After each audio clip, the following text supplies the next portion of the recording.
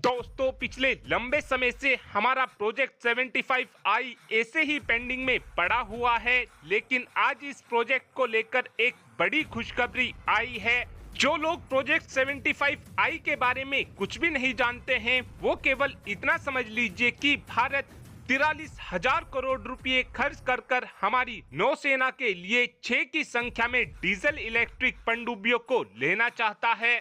इस समय इस प्रोजेक्ट 75i में मुकाबला केवल दो ही देशों के बीच चल रहा है, जिसमें से पहले देश का नाम जर्मनी है और जर्मनी ने भारत को अपनी टाइप 214 पनडुब्बी ऑफर कर रखी है।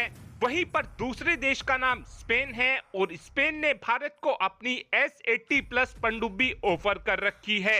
अब से कुछ ही दिनों पहले हमारी नौसेना की एक टीम जर्मनी की TKMS की फैसिलिटी में गई हुई थी, जहां पर हमारी नौसेना की टीम ने जर्मनी की टाइप 214 पनडुब्बी को इवेल्युएट किया था और जर्मनी की इस विजिट के बाद हमारी यही टीम तुरंत ही स्पेन की नवंतिया ग्रुप की फैसिलिटी में भी गई थी, जहां पर हमारी नौसेना की टीम ने S80 प्लस पनडुब्बी को भी इवेल्युएट किया था। इस समय देखा जाए तो जर्मनी की पनडुब्बी और स्पेन की पनडुब्बी ये दोनों ही वो पनडुब्बी हैं जो हमारी सभी जरूरतों को पूरा कर रही हैं, जिस वजह से इस समय हमारी नौसेना को इन दोनों ही पनडुब्बी में से एक पनडुब्बी को सिलेक्ट करने में काफी ज्यादा दिक्कतें हो रही हैं।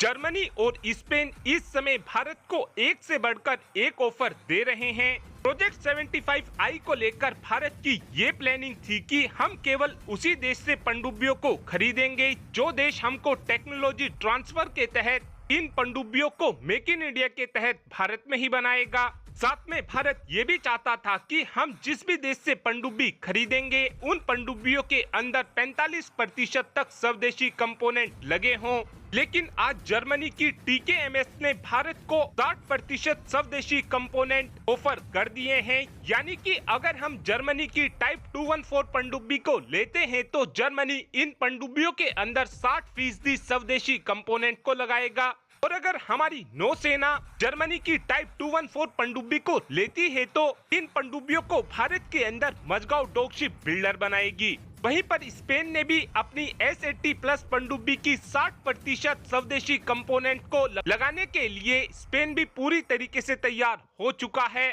और अगर हमारी नौसेना स्पेन की S80 प्लस पनडुब्बी को लेती है तो इन पनडुब्बियों को भारत के अंदर LNT बनाएगी। इस समय देखा जाए तो दोनों ही पनडुब्बियों में 19-20 का भी अंतर नहीं है। और अब आप ही कमेंट कर बता सकते हैं कि हाँ, क्या हमको जर्मनी की टाइप 214 पनडुब्बी को खरीदना चाहिए या फिर आपका ये मानना है कि हमको स्पेन की S80 प्लस पनडुब्बी को खरीदना चाहिए। इस बात का आंसर आप कमेंट बॉक्स में दे सकते हैं। Thanks for watching this video.